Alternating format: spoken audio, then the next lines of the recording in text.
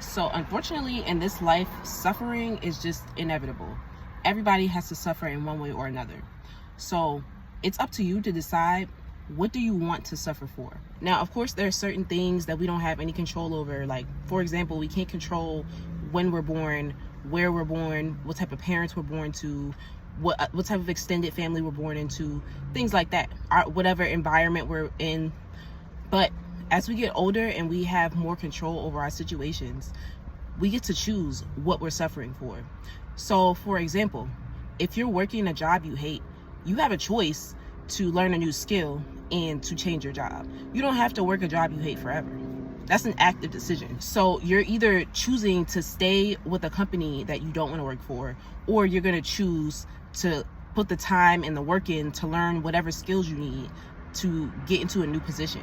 If you're unhappy with your body, you can either choose to continue to eat the same way you always eat and not exercise, or you can choose to make healthier food choices and to start exercising. If you have friends that you know secretly hate you, or I guess it's not really a secret if you know, but if you have friends that you know aren't really your friends, you can either choose to continue to hang around these people and have them tear you down or whatever, or you can choose to make new friends that uplift you and make you want to be a better version of yourself. If you drop out of school, you can choose to continue to not have that education, or you can choose to go back to school and to receive the additional education. Everything is a choice after a certain point in your life. We have to all make the decision to be more active in the decisions that take place in our lives instead of just going with the flow.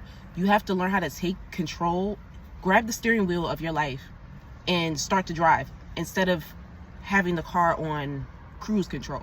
You have to steer the airplane instead of having the airplane on, what's that thing called? Autopilot. You have to choose to drive the airplane or fly the airplane instead of having the airplane on autopilot. Regardless of whatever you choose, there's going to be some form of suffering. You have to suffer in the situation you're in that makes you unhappy, or you have to suffer during the process of learning how to become better.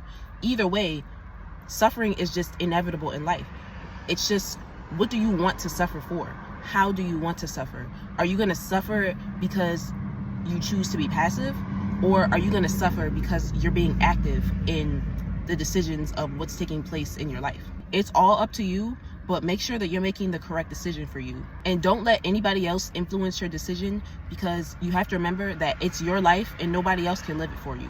So if you're unhappy and someone else is trying to convince you to just stay unhappy, you have to learn how to tune that out and do what's best for you. If you want to make changes, then make the changes. It doesn't matter how anybody else feels about it, because nobody else can live your life for you. So choose to suffer in misery, or choose to suffer on the path towards being better.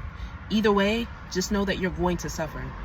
But try to be mindful of what you're suffering for instead of just being on autopilot in your life.